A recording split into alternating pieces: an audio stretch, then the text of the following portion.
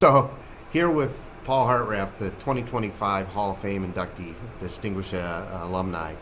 And we were talking about his record 50-some years as a Bay Auxiliary police officer. But we in the Bay Alumni Foundation, for at least a decade now, have fought with Paul every other year about the homecoming parade, where he begs us not to throw candy.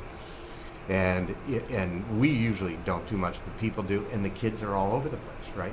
Yeah, I'm ducking. Yeah.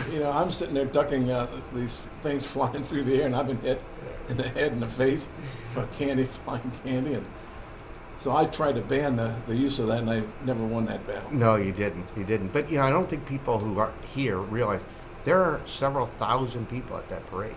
Oh, yeah. And a lot of kids, that aren't watched. There have been some close cases where kids have been, I wouldn't want to say hit, but nudged. Yeah. In cars, because people in those cars, they're trying to stay straight, and they're not paying attention to what's going on. And the kids aren't paying attention because all they want to get the candy. Right. And the parents aren't watching them. Yep. And so it can get to be. So I've always fought for not having any candy. Oh, we've heard you loud and clear. And and I have never won that battle. Well, to let everybody know, even in the Hall of Fame inductee display case that's here at the high school, we found a picture of Paul in his uniform with the Bay Alumni Foundation float going by throwing candy, and you can just see his face. He's not very happy. But anyway, so 50-some years doing that. Then 30-some years coaching youth baseball. Yeah, I did that for 20 years, and I started actually in what they call the Colt League, which is the middle age group. Used to play at Bradley all the time, right? Mainly. Yeah, at Bradley, and then when I did Little League, they moved it up to the other place, and then I moved back down for Colt League and Pony League down at the other place. But yeah, it was, and I did that for many years until my son got to be 9 years old, and then I dropped down from Colt League. And I coached him in the ninth grade, and I did him right all the way through Pony League.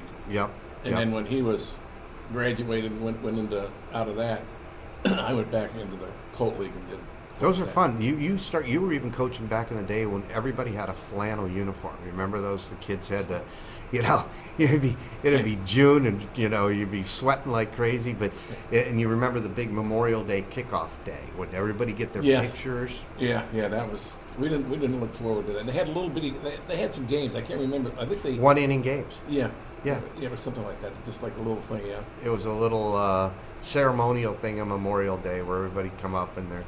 And when I did it, this thing we almost went until mid-July, maybe to the end of July, and that was great because in this way I could go take my vacation in August and go away. Now I think these kids are almost done by 4th of July. Yeah, they are. Because they start earlier. Well, school starts in early August, and families true. need to plan their vacations and do all those kind of things. So, yeah, 20-some years. And that was fun. You got to know so many different dads that were also coaching and coach with different people and all the kids. And some of the kids still are here today, and I still see them. Yeah. And it kind of brings back memories. You're looking at one of them. Pardon me? You're looking at one of them. You were a coach. You remember a gentleman named Lake Giles? Yeah. Yeah, you were helping him coach on a team that I was on at one time. If you can imagine that. Then I don't remember that. Yeah, well, I didn't have. Now you're making me feel old. I didn't have gray hair and all that stuff back then. I'm surprised I don't have more. So, but there also was football. Yeah, football's not a big thing. I did do some of that through the YMCA. I did a little bit of that. Yeah. I liked it. Then I got involved a little bit later on, but I love doing it and love it so much. My son actually is doing now. Sure, I see him on the sidelines with when he used to be here in Bay. Yeah, he's not coaching for Bay because Bay wouldn't keep him on, so he went over to Rocky River. So he's coaching in Rocky River.